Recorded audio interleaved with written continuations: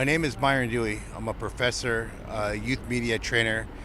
I work with violence against women, and I'm also here to share the story of the missing Indigenous women that are going on from these man camps and these pipelines, which these banks normally don't know that they're funding. So we're here to help educate and empower them to invest their money culturally, invest it, spiritually invest it into the community in culturally appropriate investing. My name is Patrick Kincaid, and I come from the Sudai people and the Seven Council Fire Nations, which we signed a treaty with the United States called the Fort Laramie Treaty. And I am here in Japan to see if we can unify with the Japanese citizens and the indigenous peoples over here in a coalition to protect our water globally. I watched them shift. They were very attentive.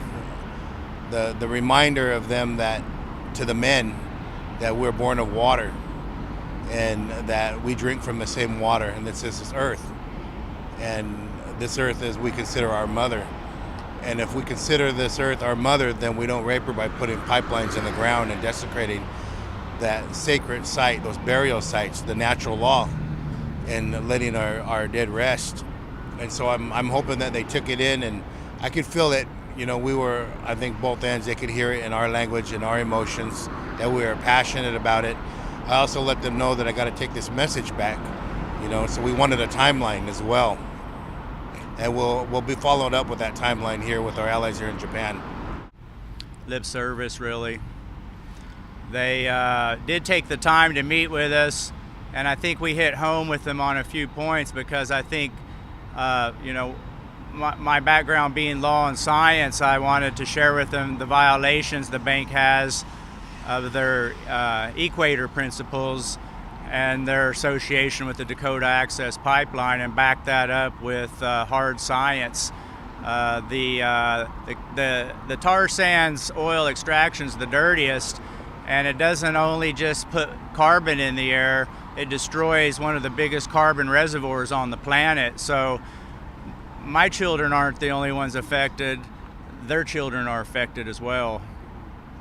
What they're doing wrong is they're not honoring their own policies, and that's what's important. And instead of divesting hard like we've been doing in the States, which several major cities have divested, they have the same principles we do as indigenous people in protecting the water, close connection with their water, which is our first medicine. As men, you know, we're born into water. We know that. We're also drinking from the same water on this planet, which is we consider our Mother Earth. And so the same principles we would like them that they list in their policies is to hold accountable themselves to those principles. And that's why we're here, is just to share with them as indigenous people, like, the like-minded thinking is going to help us all globally because we're on the other side of the planet, and we're here to just share with them the likes and the dislikes, and that this is harming our homelands.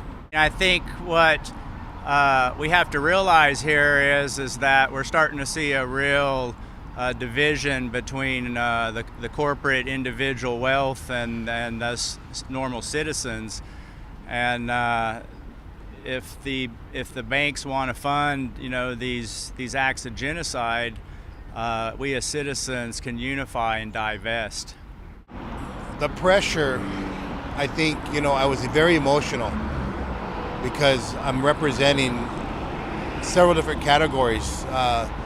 When we look at the insects and the animals that can't speak for themselves that are harmed by these pipelines, the plant life that does not come back after that, which we need that to breathe, the really simple ecology part of it that is so emotional because we're connected to that medicines and we're connected to the wildlife and the landscape and our surroundings. But the women that don't have a voice, that were raped, that were missing, that are murdered from these man camps, I wanted to make sure that I gave the powerful explanation in a language that I didn't speak.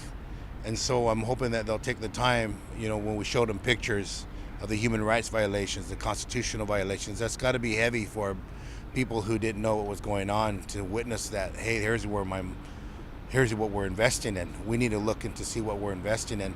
So again, I just wanted to give them the opportunity and share with them. I'm not here to cause problems for you, but I'm here to work with you, and we're going to do something different than in the States. Instead of shut you down, we're going to say let's honor those policies and procedures that you have listed for the international communities that you're lending money to, and these entrepreneurs like Energy Transfer and Dakota Access Pipeline that are committing these human rights violations with your investment.